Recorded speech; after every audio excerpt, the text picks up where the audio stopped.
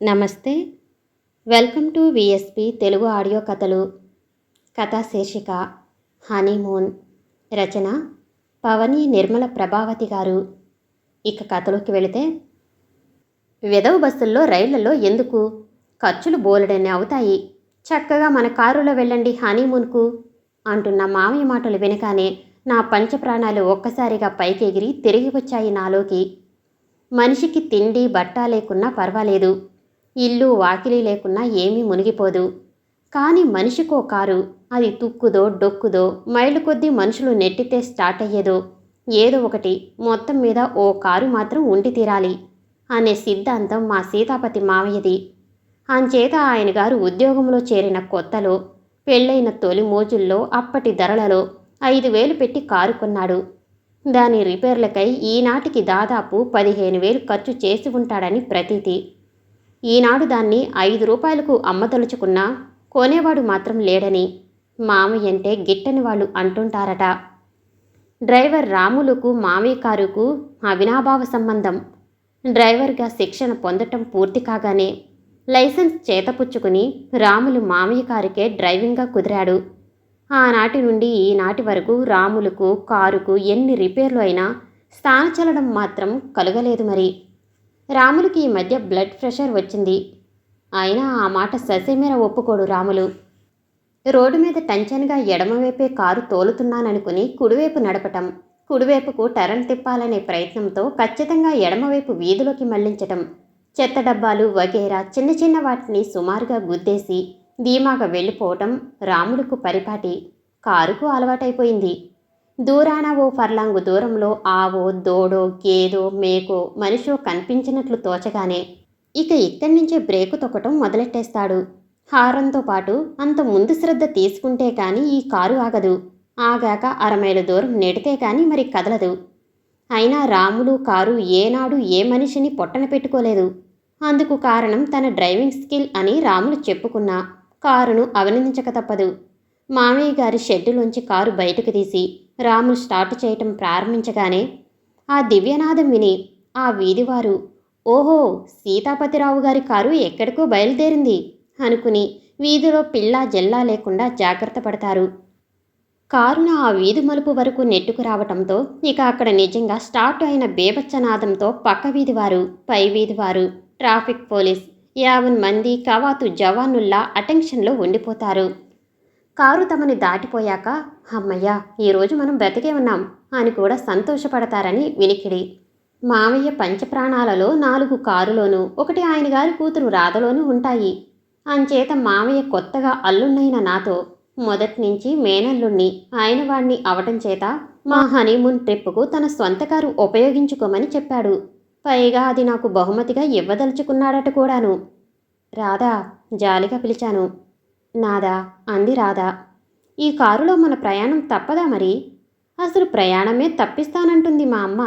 గుండె గూబేలుమంది. అది నిజమే. ఉదయం నేను పెరట్లోకి వెళ్ళి వస్తుంటే వంటింట్లో అత్తయ్య గొంతుక తారాస్థాయిలో వినిపిస్తుంది. మామయ్యతో అంటుంది ఆవిడ గారు, హనీ అంటే తేనె, మూన్ అంటే చందమామ కాదా మరి? ఎంత చదువురాని మొద్దునైనా నేను సెకండ్ ఫారం పాస్ అయ్యానులేండి ఆ కాలంలో. మరి ఆ తేనె చందమామల కోసం ఎక్కడికో వెళ్ళాలా? ఆ రెండూ ఇక్కడ లేవా? ఏదో కాలపు తీరు ఇలా తగలబడింది కాబట్టి పెళ్ళైన క్షణం నుంచి అల్లుడు కూతురు కిచకిచలు గుసగుసలు సాగిస్తున్నా చూచి చూడనట్లు ఊరుకున్నాం. ఇక శోభనం కూడా కాకుండా ఊరూరా తిరగనిస్తామేమిటి? ఏ కడుపో కాలో వస్తే నలుగురు నవ్విపోరు? ఎందుకు నవ్వటం? కుర్రవాళ్ళు, వాళ్ళ సరదాలు వాళ్ళవి. ఊళ్ళో వాళ్ళు నవ్వటానికి అర్థం ఉండక్కర్లా. పెళ్లికాని వెధవలే కొల్లలుగా జంటలుగా తిరుగుతున్న ఈ రోజుల్లో చక్కగా పెళ్ళైన మన రాధమ్మకు కృష్ణమూర్తికి అడ్డు చెబుతావేమిటి? మామయ్య ప్రోత్సాహం లేకుంటే, రాధ సహకారం లభించకుంటే నా హనీమూన్ ట్రిప్పుకు బండపడేదే. అవునా మరి? ఇక మాట్లాడకుండా ప్రయాణానికి సిద్ధమవ్వండి. రాధ మాటలతో తెప్పరిల్లాను. పెద్ద పెద్ద సూట్ కేసులు 2, బ్రహ్మాండమైన హోల్డాల్ ఒకటి డిక్లో పెట్టాడు మామయ్య నౌకరు వెంకన్న. డిక్ మూసేస్తుండగా, వెంకన్న, ఈ పెట్టు కూడా పెట్టు అంటున్న అత్తయ్య మాటలతో తిరిగి చూశాను. భోషాణం లాంటి ఎనపెట్టె ఒకటి 2 మనుషుల సాయంతో వస్తుంది. కొంపతీసి ఈవిడ బయలుదేరుతుందా ఏమిటి? కూతురికి నా నుంచి ఏ కీడు జరగకుండా కాపాడేందుకు. రాధా, ఏమిటిది? బ్రతికినంత కాలము మనం దేశాలు పట్టుకు తిరుగుతామనుకున్నావా? ఓ 15 రోజుల్లో రాము. ఈ సామానంతా ఏమిటి అన్నాను రాధవైపు చూస్తూ. అది నా పెట్టి కాదు. మరి నాదా? ఉహుం, పక్కింటి మామగారిది. తెల్లబోయాను. ఆవిడ వస్తుంది మనతో. ఎందాక అదిరిపడుతూ అడిగాను.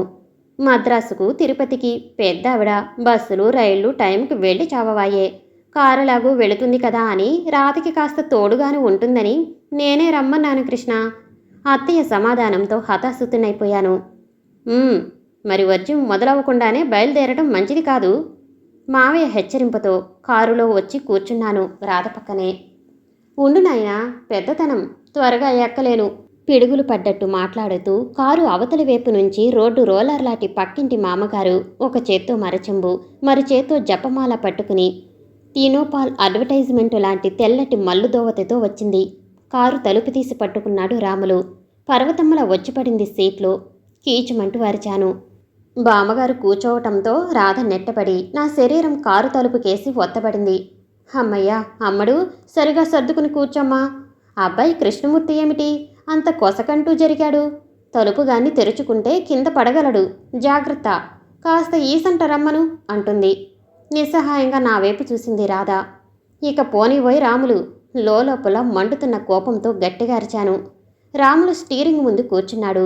1, 2, 3 10 నిమిషాలైనా స్టార్ట్ అయ్యే సూచనలు కనిపించలేదు. మీరు కాస్త దిగి నెట్టండి సార్ అన్నాడు రాములు నాకేసి చూస్తూ. మద్రాసు వరకు నెట్టనా? కసిగా అరిచాను. అబ్బి ఎందుకండి, అదో 4 గజాలు పోయేసరికి స్టార్ట్ అవుతుంది. చుట్టుపక్కల ఇళ్ల మేడల మీదున్న కాలేజీ కుర్రాలు ప్రేమయాత్ర కారు కదిలిందండోయ్ అంటూ కేకలు పెడుతుంటే పర్వతమ్మలా కూర్చుని ఉన్న బామ్మగారితో సహా ఆ కారు నెట్టేసరికి నా టెర్లిన్ షర్ట్ అంతా నీళ్లలో ముంచినట్టయింది. ఎట్టకేలకు ఆ వీధి మలుపు తిరుగుతుండగా అన్ని ఇళ్లల్లో వాళ్ళు మమ్మల్ని మా కారుని కుతూహలంగా చూస్తూ ఉండగా మా కారు స్టార్ట్ అయింది. అమ్మయ్య అనుకుంటూ రాధకేసి చూడబోయిన నాకు రాధ తల మీదుగా నాకేసి మిర్రి చూస్తున్న బామ్మగారి మిడుగుడ్లు డేంజర్ లైట్లలా కనిపించాయి ఆ క్షణంలో. రైలు గేటు దాటపోతూ కీచుమంటూ ఆగింది కారు. ఏమైంది రాములు? ఆదుర్దిగా అడిగాను. ఏమీ కాలేదు బాబూ. అదిగో ఆ వచ్చేవాడు నా మేనల్లుడు చలపతి, మాంచి కోడల బేరగాడు. వాడి పక్కన వస్తున్నవాడు మా చలపతి స్నేహితుడంట. పేరు సత్యనారాయణ. ఏ నేల ఎట్లాంటిదో, అందులో ఏ పంటలు పండుతాయో ఖచ్చితంగా చెప్పగలడు. ఇద్దరూ మద్రాసుకు వస్తారట. ఎలాగూ మన కారు వెళుతుంది కదా, ముందు సీటు ఖాళీగా ఉంది కదా అని రమ్మన్నాను. తమరు ఒప్పుకుంటారనే సంగతి నాకు తెలుసు బాబూ, అంచేత తమర్ని అడగలేదు. నా చుట్టూరా తన మాటలతోనే వలపన్ని ఇక నా అంగీకారంతో నిమిత్తం లేకుండా చలపతిని సత్యనారాయణను కారులోకి ఆహ్వానించాడు రాములు. చలపతి బక్కపలచగా పొడుగ్గా ఉన్నాడు. సత్యనారాయణ బుర్రమీసాలతో గోచు కట్టుపంచతో దుక్కలా ఉన్నాడు. ఇద్దరూ రాములు పక్కన ముందు సీట్లో కూర్చున్నారు. ఎలాగూ నెట్టకుండా కారు స్టార్ట్ అయింది. దూరాన శ్రీరంగనాయక స్వామి ఆలయ శిఖరాలు కనిపించి మరుగవుతున్నాయి. శ్రీరంగనాయక, ఇంతమందితో కదులుతున్న మా హనీమూన్ ట్రిప్ ఎలా సాగిస్తావో మనసులోనే భగవంతుణ్ణి ప్రార్థించాను. రాధా, మెల్లిగా పిలిచాను. బామ్మగారు జపమాల తిప్పుకుంటూ బయటికి చూస్తుందన్న భరోసా రాగానే మెల్లిగా రాధ నడుం చుట్టూరా చెయ్యి వేశాను. ఏమిటమ్మా రాధా, చెయ్యి వెనక్కి పెట్టుకున్నావు? వీపుగాన్ని దురద పెడుతుందా? కాస్త రాయినా? షాక్ తిన్నట్టు చెయ్యి లాగేసుకున్నాను. బామ్మ బుర్ర బద్దలు కాను. ఈవిడికి స్పర్శజ్ఞానము కంటే దివ్య దృష్టి ఉందేమో. ఈ జాకెట్టుకు గుండీలు వెనక ఉన్నాయి మామా, ఊడినట్లుంటే సరిచేసుకుంటున్నాను అంది రాధ. బయటవైపు పచ్చిక పొలాలే పరిగెడుతున్నాయో పంట పొలాలే ఉన్నాయో నా దృష్టికి ఆనటం లేదు. ముందు సీట్లో కూర్చుని ఉన్న సత్యనారాయణ నోరు నొప్పెట్టేలా వాగేస్తున్నాడు. చచ్చి చెడి అడ్డమైన గడ్డి తిని డబ్బు సంపాదిస్తామా? తీరా గవర్నమెంట్ ఇన్కమ్ ట్యాక్స్ కట్టమంటుంది. అదైనా కాస్తా కోస్తానా? రూపాయికి 14 అణాల ప్రకారం. ఇక సంపాదించుకున్న వాడికి మిగిలేడ్చేదేమిటి నా బొంద? అందుకని బంగారంగా మార్చుకుందామంటే అది కల్తీ సరుకు దొరుకుతుంది. వడ్డీ నష్టము ఆయే. అందుకని సగానికి సగం డబ్బుతో భూములు కొనేస్తున్నాను. 100 కొద్దీ ఎకరాలు ఏదో ఓ నేలలో కొని నా ఆదాయం ఆ భూమి మీద వస్తుందయ్యా స్వామి అన్నామంటే చాలు. ఇక ఇన్కమ్ ట్యాక్స్ గొడవలుండవు. ఆ భూమిలో ఓదరే పండిస్తున్నామో పొగాకే వేశామో గవర్నమెంట్కి అక్కర్లేదు. అంచేత ఇదే మేలు. అవునవును, రాములు తల ఊపాడు. వెంటనే నాకు ఓ 10 ఎకరాలు చూసి పెట్టరాదు చౌకలో. చూద్దాంలే సత్యనారాయణ అన్నాడు. చలపతి కిసుక్కున నవ్వాడు. ఎందుకు నవ్వటం? సత్యనారాయణ కోపంగా అడిగాడు. మీ ఆలోచనకి కోట్లు సంపాదించిన వారంతా ఇప్పుడు భూమి కొనటానికి ఎగబడుతున్నారా పన్ను ఎగగొట్టడానికి? మరో 10 ఏళ్ళు పోయేసరికి అలాంటి వారికి ఒక్కొక్కరికి 10,000 ఎకరాల వరకు ఉంటాయా? అప్పుడు తిక్క తెలుసుకుని గవర్నమెంటు ఈ ఇన్కమ్ ట్యాక్స్ ఆ భూముల మీద వేస్తుంది. అప్పుడేం చేస్తారు? క్షణకాలం సత్యనారాయణ గుడ్లు తేలవేశాడు. అంతేనంటావా? భయంగా అడిగాడు. మరేం చెయ్యాలంటావు? సలహాకై అడిగాడు సత్యనారాయణ. హాయిగా కోడల బేరం చెయ్యి. చరాస్తి మీద పన్ను వేయదు కదా గవర్నమెంటు. నీ మొహంలా ఉంది నీ సలహా నువ్వును. ఓ 100 కోడెలు ఓ 1,00,000 రూపాయలు పెట్టి కొనగానే ఏ రోగమో వచ్చి అవి కాస్త గుట్టుకుమంటే ఇక లాభం వచ్చేదేమిటి? వెటకారంగా అన్నాడు సత్యనారాయణ. నిజం అంటూ వంతపాడాడు రాములు. చలపతికి ఒళ్ళు మండినట్టుంది. కూర్చున్న పళంగా నువ్వు గుట్టుక్కుమంటే ఫక్కున నవ్వాం నేను రాధా. మామ కారాపు హఠాత్తుగా తేలుకుట్టిన వాడిలా గావుకేక పెట్టాడు చలపతి. సడన్ బ్రేక్ వేయటంతో ముందు సీటుకు ముఖం కొట్టుకుని బొప్పి కట్టింది నాకు. బామ్మగారి మరచెంబు రాధ పాదాల్ని పచ్చడి చేసేసింది. బామ్మగారు సీటు కింద చెతికిలపడ్డారు. చచ్చాన్రా నాయనోయ్, నడుములు విరిగిపోయాయి. కారు పడిపోయిందా? రాధా, రాధమ్మా, బాగున్నావా తల్లి? ఆ అబ్బాయి కింద పడలేదు కదా? రాములు బతికున్నాడా? చలపతి సత్యనారాయణలు పచ్చడి కాలేదు కదా? బామ్మగారు ఎవరో చచ్చినట్లు అరుస్తుంది. ఎందుకలా కేకలేస్తారు? ఏమీ కాలేదు. సడన్ బ్రేక్ వేయటం వల్ల యథాలాపంగా ఉన్నాం కాబట్టి కాస్త కుదుపు తిన్నాం అంతే. లేవండి విసుక్కుంటూ ఆవిడ చెరో రెక్క పుచ్చుకుని లేవనెత్తి సీట్లో పడేశాం నేను రాధా. ఏమైందిరా చలపతి? రాములు ఆదుర్దగా అడిగాడు. అట్లా చూడు ఆ కోడె. చలపతి చూసిన వైపు చూశాం అందరం. తెల్లగా పొట్టిగా చక్కగా ఉన్న కోడె మేస్తుంది రోడ్డు వారాగా. అయితే చిరాగ్గా చూశాడు సత్యనారాయణ. నా చేతిలో ఇప్పుడు డబ్బు లేదు కానీ ఉంటే 1000 రూపాయలైనా పోసి కొనేద్దు నా కోడెను.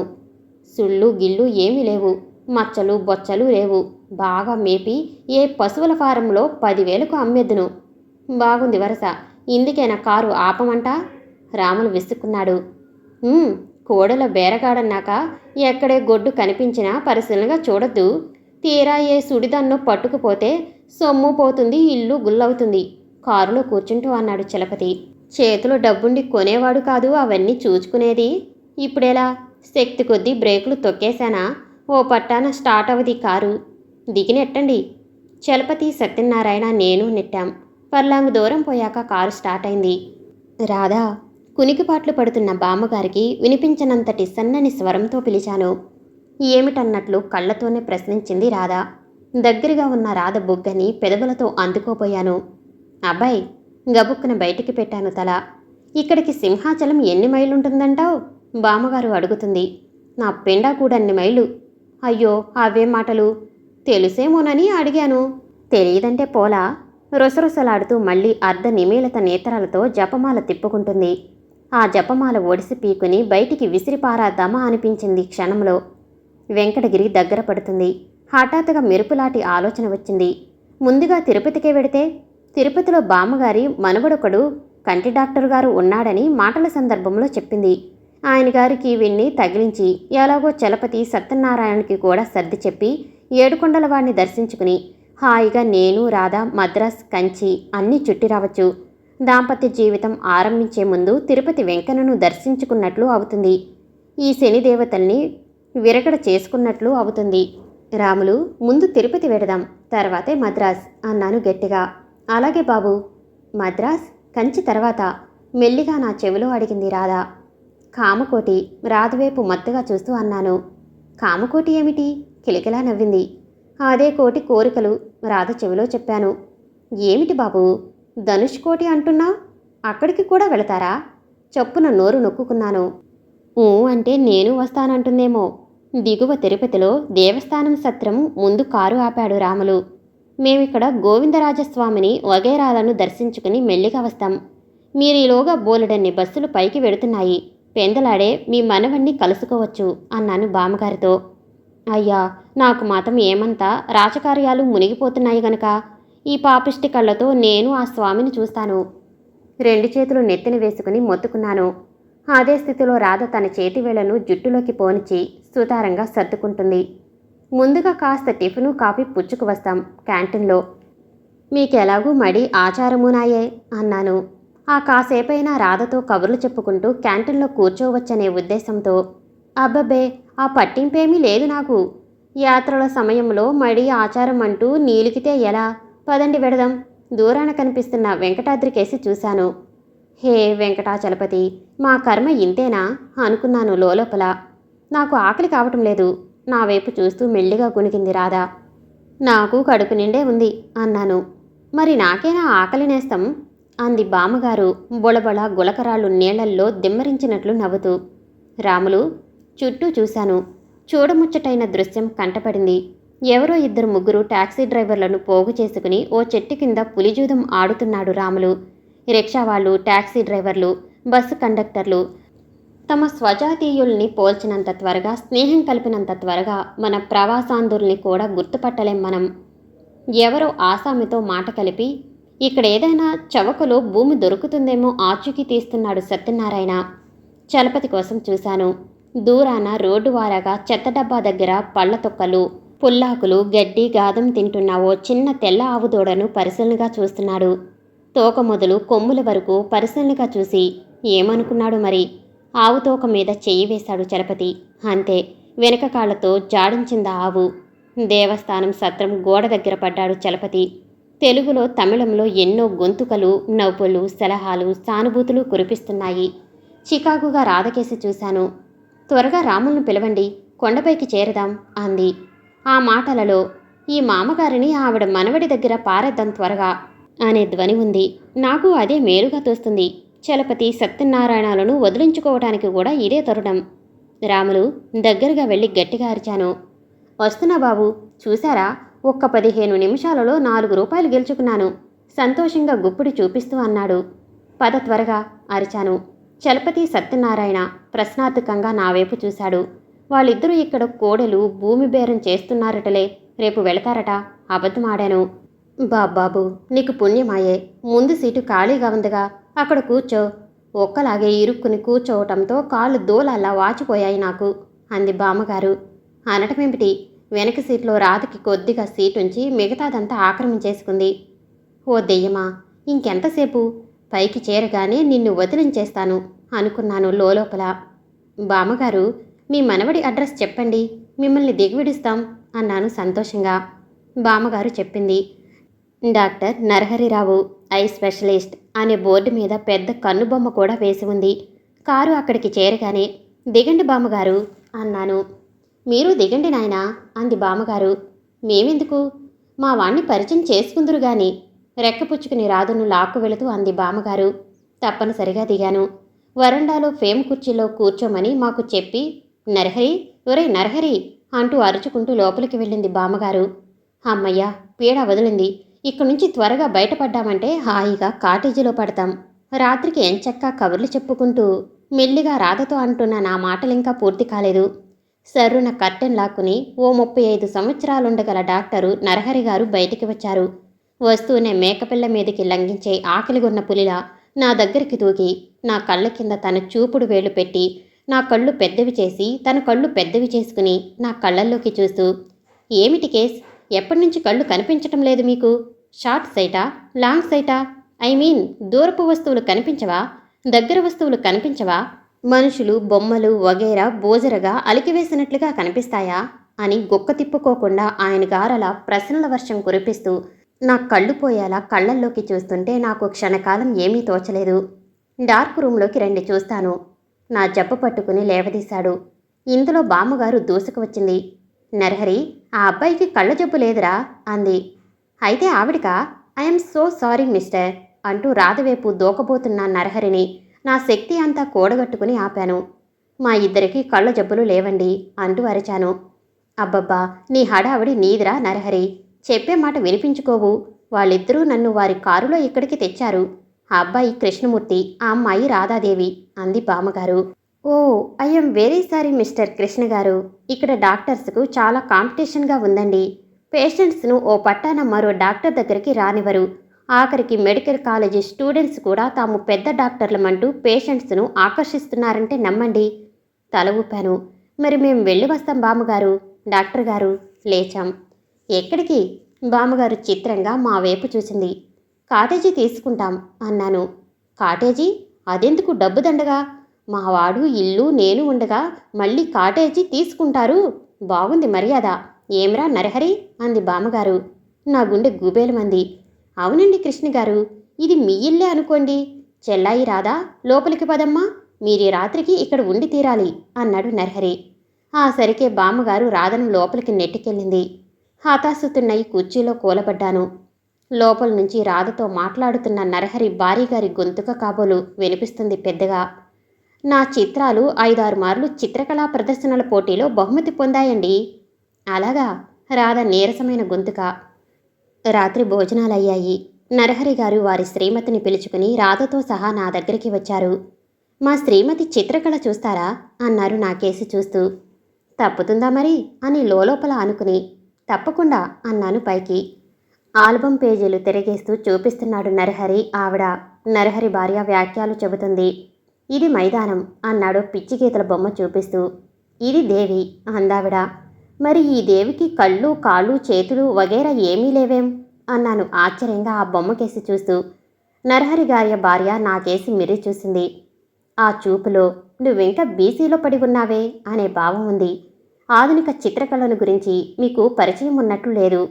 ఈ దేవి చిత్రానికే నాకు అంతర్జాతీయ చిత్రకళా పోటీలో ప్రథమ బహుమతి వచ్చింది. మరి కళ్ళు కాళ్ళు అన్నాను తడబడుతూ. పరిశీలించి చూడండి, ఎక్కడో ఓ చోట ఉండకపోవు అంది. ఎక్కడో ఓ చోట ఉంటాయా కళ్ళు కాళ్ళు? ఆశ్చర్యంగా అడిగాను. అవును, ఎక్కడ ఉండవలసిన అవయవాలు అక్కడ ఉండకుండా చిత్రించటమే ఆధునిక చిత్రకళ లక్ష్యం. అదే అమూర్త చిత్రకళ, అదే నిజమైన కళ. నా తల తిరిగిపోతుంది. అమ్మాయి నరహరి, ఇక వాళ్ళను పడుకోనియండి. ఉదయం నుంచి ప్రయాణపు బడలికతో ఉన్నారు. లోపల నుంచి బామ్మగారు హెచ్చరించారు. ఆల్రైట్, డాబా మీద పడకలు వేయించాను అంది శ్రీమతి నరహరి. లోపల పొంగిపోయాను. డాబా మీద మా పక్కలు వేశారు కాబట్టి కనీసం ఇప్పుడైనా నేను రాధా సావకాశంగా కబుర్లాడుకోవచ్చు. హుషారుగా డాబా మీదకి వెళ్ళి ఆరుబయట వెన్నెల్లో చాపల మీదున్న తెల్లటి 2 పరుపులలో ఒకదాని మీద పడుకున్నాను. ఆడవాళ్ళు అతి త్వరగా స్నేహితులైపోతారు సుమండి. మీ శ్రీమతి మా శ్రీమతి కబుర్లలో పడిపోయారు అంటూ నరహరి గారు వచ్చి నా పక్కన ఉన్న పరుపు మీద వెల్లికితలా పడుకున్నాడు. హఠాత్తుగా కాల్ గ్యాస్ పొయ్యిలోకి నన్ను విసిరివేసినట్టనిపించింది. అంత చక్కటి వెన్నెల రోహిణి కార్తెలో మిట్ట మధ్యాహ్నపు ఎండలా ఒళ్లంతా పెటపెటలాడిస్తుంది. ఈ మధ్య లేనిపోని పరిశోధనలు ఎక్కువైపోయాయండి అన్నారు నరహరి. మూలిగాను. ఈ మధ్య పేపర్లో ఓ వార్త పడింది. మీరు చూశారో లేదో, ఓ జర్మన్ డాక్టర్ ఐ స్పెషలిస్టు ఓ కొత్త సిద్ధాంతం కనిపెట్టాడట. కంటికి మధ్య గల కిటికీలాంటి పొరను తీసి మరో కంటిలో అమర్చటం వల్ల అందులకు చూపు ప్రసాదించవచ్చునట. అసలు ఈ పద్ధతికి నేను ససేమీర ఒప్పుకోను. కంటిలోని కొన్ని జీవకణాలు అతకటం ద్వారాను, రేటినాను శుభ్రపరచటం ద్వారాను అసలు రేటినాలో ఉండే డిఫెక్ట్ ఏమిటో నిద్ర రాకున్నా గుర్రెపెట్టసాగాను.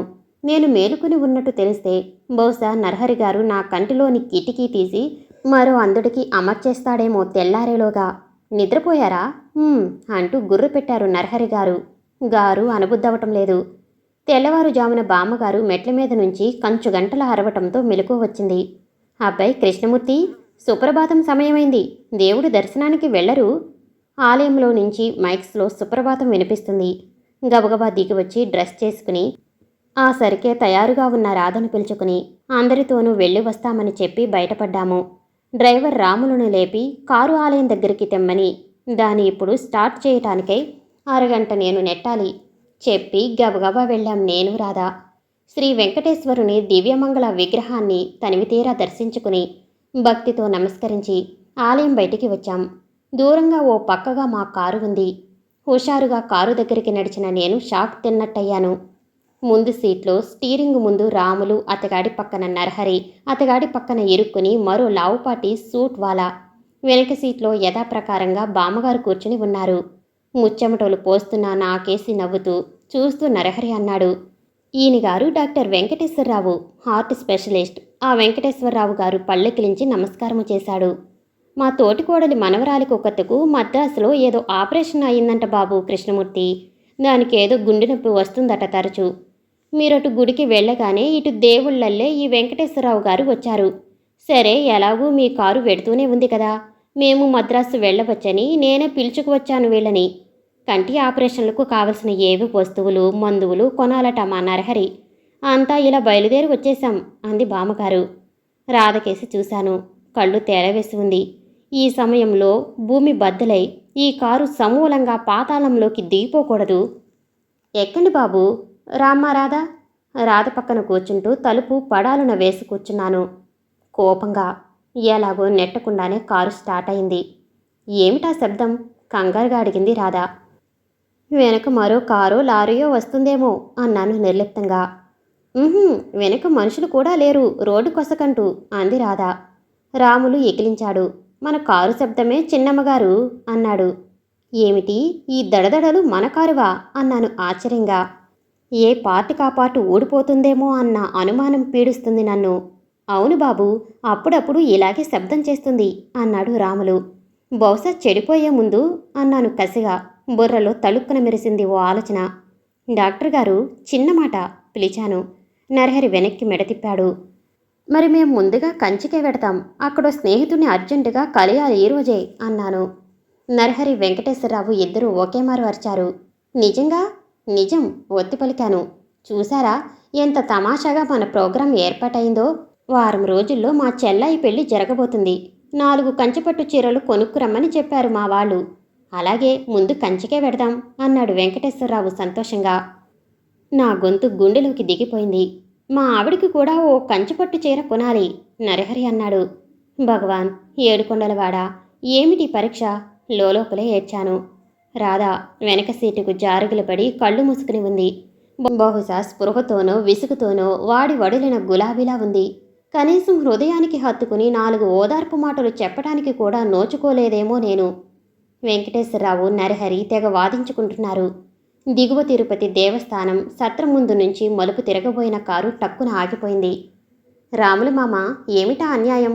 నన్నిక్కడే పారేసిపోయారేం అంటున్నాడు చలపతి. ఇదేం మర్యాదయ్యా రాములు? మా జేబుల్లో 4 డబ్బులున్నాయి కాబట్టి రాత్రి ఎలాగో తిండి తిప్పులు తిని గడుపుకున్నామనుకో, లేకుంటే ఏమయ్యేది? నిలవేశాడు సత్యనారాయణ. రాములు అయోమయంగా వెనక్కి తిరిగి నాకేసి చూశాడు. నువ్వేదో కోడెను పరిశీలిస్తుంటే ఇక్కడేదైనా కోడెను కొంటావేమోననుకున్నాను చలపతి. భూమి విషయం మాట్లాడుతుంటే ఓ 100 ఎకరాలు ఇక్కడ కొంటావేమో అనుకున్నాం అన్నాను నేను అసలు విషయం దాటేస్తూ. చెస్, పొగరుమూతు కోడలు ఇక్కడవన్నీ. నిన్న అలా తోక మీద చెయ్యి వేశానో లేదో నడ్డి విరిగేలా తన్నిందో ఆవు చలపతి చెప్పాడు. మండిపోయే ధరలండి ఇక్కడ. 1 సెంటు కూడా ఇక్కడ కొనలేం అన్నాడు సత్యనారాయణ. పోనీ రాములు కారు అరిచాను. మమ్మల్ని రానిండి తోసుకువచ్చారు చలపతి సత్యనారాయణ. ఇదేం పాసింజర్ బస్సు అనుకున్నారా? రైలు అనుకున్నారా? అలా తోసుకు వస్తే ఇక్కడ సీట్ ఎక్కడుంది? గట్టిగా కేకలేశాను.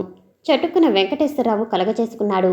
మా ఇద్దరిలో ఒకరు వెనక సీట్లో సర్దుకుని కూర్చుంటే సరిపోతుందిలేండి అన్నాడు. వెనక సీట్లోనా? ఆశ్చర్యంగా కోపంగా అరిచాను. పర్వాలేదులే బాబు, మనం కాస్త సర్దుకుంటే పోయే. నరహరి, నువ్విలారా. బామ్మగారు వెంటనే ఒదిగింది. నరహరి వెనక సీట్లో కూర్చున్నాడు. చలపతి సత్యనారాయణ ముందు సీట్లో సర్దుకున్నారు. అది వీ మస్ట్ అడ్జస్ట్ అన్నాడు వెంకటేశ్వరరావు. ఇది సర్దుకోవటమా? ముందు సీట్లో రాములు ఒడిలో వెంకటేశ్వరరావు, అతగాడి ఒడిలో సత్యనారాయణ.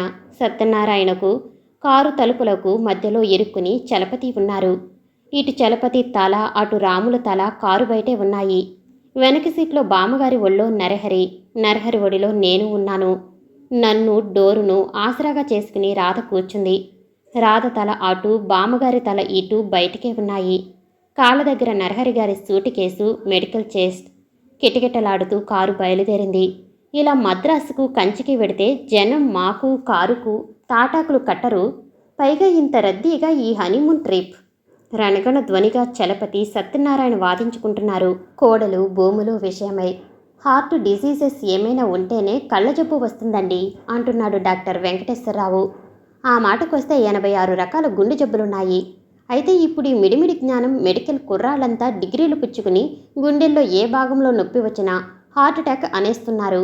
ఇంకా ఏదో చెప్పబోతున్న వెంకటేశ్వరరావు మాటలకు అడ్డు వస్తూ నరహరి అరిచారు. గుండె జబ్బుల మాటేమో గాని గుండె జబ్బులకు కంటి జబ్బులకు లంకె ఉందంటే మాత్రం నేను చస్తే ఒప్పుకోను. గుండె కన్ను కన్నే. అదేమన్నమాట? వెంకటేశ్వరరావు అరిచాడు వెనక్కి మెడ తిప్పి. రాధకేసి చూశాను. చిరునవ్వుతో నా వైపు చూసింది. అది నవ్వులా లేదు, ఏడుపు ఎగసి వస్తుంటే మనిషి ముఖంలో కలిగే మార్పులా ఉంది. హఠాత్తుగా రోడ్డు మీద దృష్టి సారించిన రాధ, అదిగో ఇంత పెద్ద మేక చూశారా అంది పెద్దగా. నవ్వాను. అది పెద్ద మేక కాదు రాది, నల్ల ఆవు. ఇటువైపు ఆవులు నల్లగా పొట్టిగా అలాగే ఉంటాయి అన్నాను. కాదు మేక, నేను బాగా చూస్తేను ఉక్రోషంగా అంది రాధ. నీకు కళ్ళు సరిగా లేవు. డ్రైవర్ కారాపు పొలికెక్క పెట్టాడు నరహరి హఠాత్తుగా. కంగారులో రాములు బ్రేకుకు బదులు ఆక్సిలేటర్ తొక్కేశాడు శక్తి కొద్దీ. కళ్ళు మూసి తెరిచేలోగా కారు రోడ్డు పక్కకు దిగి దూరాన ఉన్న పెద్ద మర్రి చెట్టు దగ్గరగా పోయి కనుగీటు వారిలో కీచుమంటూ ఆగిపోయింది. కానీ చెట్టు బోదెకు తగిలి ముందు లైట్లు రెండు చిత్తైపోయాయి. అబ్బబ్బా, పొగరమోతు కోడిలా ఏమిటా కారు తోలటం? చలపతి డోర్ దానంతటా అదే తెరుచుకోవటంతో ముళ్ళకంపల్లో పడ్డాడు కాబోలు. లేచి ఒళ్ళు దులుపుకుంటూ అరిచాడు. కంగారులో ఆక్సిలేటర్ తొక్కేశాను. అరే ఇదేమిటి, మీరు కారు అంతా గిరగిరా తిరుగుతున్నారు? నా జేబులో సర్పాసిల్ టాబ్లెట్ ఉంది, నా నోట్లో వెయ్యండి. రాములు తలపట్టుకుని కింద గడ్డిలో కూర్చున్నాడు. రెప్పపాటులో నరహరి నా కాళ్ళు తొక్కేస్తూ రాధ కాళ్ళ దగ్గర కూర్చున్నాడు. తన మోకాళ్ళ మీద కూర్చుని రాధ కనురెప్పలు పెద్దగా వేళ్లతో పట్టుకుని కళ్ళల్లోకి చూస్తున్నాడు. ఏ మిస్టర్, ఏమిటిది గర్జించాను. అసలే కార్ డాష్ ఇచ్చేస్తుంది కాబోలన్న కంగారులో బిక్కచచ్చిపోయి ఉన్న రాధ నరహరి అలా తన మీదకు లంఘించటంతో మరింతగా బేజారెత్తిపోయి బావా అంటూ నా చెయ్యి గట్టిగా పట్టుకుని ఏడుస్తుంది. ఉష్, మీరు అరవకండి, నిన్న నేను చెబితే నమ్మారు కారు, ఈరోజు చూడండి ప్రత్యక్షంగా చూశాం. ఏమిటి? బ్యాక్ డోర్ తెరిచి నరహరిని కిందకి నెట్టేస్తూ వరిచాను. కింద తూలిపోకుండా డోర్ పట్టుకు నిల్చుంటూ సౌమ్యంగా అన్నాడు నరహరి. అదే ఆమెను చూసి మేక అన్నారావిడ. Long side. అంతేకాదు, ఆవిడ కళ్ళల్లో పొరలు కూడా పుట్టాయి. నీ మొహం, ముందుగా నీ కళ్ళల్లో పొరలు తీయించుకో కోపంగా అరిచాను. ప్లీజ్ నా మాట నమ్మండి, ముందుగా ఆవిడకు ఆపరేషన్ చేయించండి త్వరలో, లేకుంటే ఆవిడ కళ్ళు పోతాయి. నువ్వు ముందు నోరు మూసుకో, లేకుంటే నీ ప్రాణాలే పోతాయి. పిడికిళ్ళు బిగించి కిందికి దూకాను. అందాక సొమ్మసిల్లినట్లు పడి ఉన్న బామ్మగారు గట్టిగా అరిచింది. నాయనా నరహరి, కృష్ణమూర్తి ఊరుకోండి బాబు. కిందికి దిగి దూరంగా రోడ్డు మీద ఉన్న చెట్టు కింద నిల్చుని రాధయ్యక ఆపుకోలేక కాబోలు వెక్కిళ్ళు పెడుతుంది. చూశారా, నే చెబితే నమ్మారు కాదు, ఆవిడకేదో హార్ట్ డిసీజ్ ఉంది, ఆ ఏడవటం అదీను, అంచేత కళ్ళు కూడా ఎఫెక్టివ్ అయినాయి వెంకటేశ్వరరావు అంటున్నారు. ఆహా, బంగారం వంటి నేలండి ఇది, పొగాకు భలే మజాగా పండుతుంది. ఎంచక్క ఎకరా 400 రూపాయలకు ఇచ్చేటట్లయితే ఓ 1000 ఎకరాలు కొనేస్తును. సత్యనారాయణ తనలో తను గొనుక్కుంటున్నాడు. ఛీ, ఏం మనుషులు, ఏం ప్రయాణం. గబగబా రాధ పక్కకు వచ్చి నిల్చున్నాను. దూరాన రోడ్డు మీద వేగంగా వస్తున్న ఆకారాన్ని చూడగానే ప్రాణం లేచి వచ్చినట్లయింది. రాధా, ఏడవకు. చెయ్యి ఊపాను. కీచుమంటూ లారీ ఆగింది. ప్లీజ్, చాలా ప్రమాదంగా ఉంది పరిస్థితి, వెంటనే వెళ్ళాలి, కాస్త జాలి చూపండి, కావలిస్తే 25 రూపాయలు ఇస్తాను అన్నాను. డ్రైవరు పక్కన ఉన్న ఓనరు, క్లీనరు తలలు బయటికి పెట్టి తొంగి చూశారు. కారు యాక్సిడెంటా అన్నాడు ఓనరు. ప్రాణాలు పోయాయా డ్రైవరు అడిగాడు. పోతున్నాయి. ఎవరివి? క్లీనరు అడిగాడు. మావి, మా ఇద్దరివి. క్షణకాలం మా కేసి అయోమయంగా చూసి సరే ఎక్కండి, కానీ ఇది నెల్లూరు పెడుతుంది అన్నాడు డ్రైవరు. పర్వాలేదు, మేము అక్కడికే. మరి మిగతా వాళ్ళు? అనుమానంగా చూశాడు ఓనరు. ఎలాగో వస్తారులేండి, వాళ్ళకు ప్రాణాపాయం ఏమీ లేదు. క్షణంలో లారీ బయలుదేరింది. రాధ పక్కన నేను, నా పక్కన ఓనరు పక్కన డ్రైవరు, అతగాడి పక్కన క్లీనరు. వెనుక ఉన్న లోడ్ ఏదో ఫర్టిలైజర్స్లా ఉంది. అమోనియం సల్ఫేట్ వగైరాల తాలూకు ఘాటైన వాసన ముక్కులు బద్దలు కొడుతుంది. ఓనరు, క్లీనరు డ్రైవర్ మీదుగా కీచులాడుకుంటున్నారు గ్రామ్యంలో. ప్రతి టిప్పుకు నేను వస్తాను రేపటి నుంచి. ఇలా రోజు ఎంతమంది ప్యాసింజర్లను టిప్పుకు ఎక్కించుకుని ఎంత డబ్బు కాజేస్తున్నారో మీరిద్దరూ అంటున్నాడు ఓనరు. డ్రైవర్ ఎర్రగా చూస్తూ నిర్లక్ష్యంగా జోరుగా డ్రైవ్ చేస్తున్నాడు. ఓనర్ మీద అతగాడుకున్న కోపంలానే లారీ ఆ వేగానికి గతుకుల్లో ఎగిరెగిరి పడుతూ 3 గడ్డి బండ్లను, 2 జీపు కార్లను, 6 గేదెల్ని వెంట్రుక వాస్తులో చిత్తు చేయబోయి తప్పిపోయి వెడుతుంది. నాకు కళ్ళు తిరుగుతున్నాయి, కడుపులో తిప్పుతుంది. పరిగెడుతున్న పరిసరాలు కంటికి కనిపించడం లేదు. ఈ లారీ గమ్యం చేరుతుందా? రాధకేసి చూశాను. కళ్ళు మూసుకుని కూర్చుని ఉన్న ఆ తీరు చూస్తుంటే బహుశా నాలాగే గుప్పెట్లో ప్రాణాలు పెట్టుకుని ఉందనిపిస్తుంది. ఎంచక్కా హాయిగా ఇంటి పట్టునే ఉండి ఉంటే. ఉదయం వేడివేడి టిఫిను, కాఫీ, మధ్యాహ్నం స్వీటు, హాటు.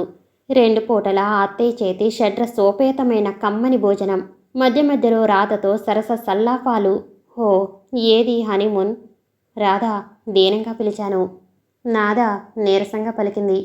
బాధ, వ్యధ. పెద్ద శబ్దంతో దన్మని ఆగింది లారీ. ఏమైంది? ఓనర్ గర్జన. టైర్ పంచర్ అయింది. సిగరెట్ తీసి ముట్టించుకుంటూ తాపీగా చెప్పాడు డ్రైవర్. స్పేర్ టైర్ లేదు. ఊహు. ఓనరు, డ్రైవరు, క్లీనరు తిట్టుకుంటున్నారు. కనిపించిన రిక్షాలో దూకాం నేను, రాధా.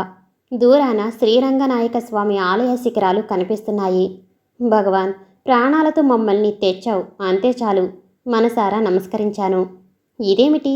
కారేమైంది? సామానేది? పిన్నిగారేరి? 15 రోజులకు గాని రామంటూ చెప్పి మర్నాడే వచ్చారేం?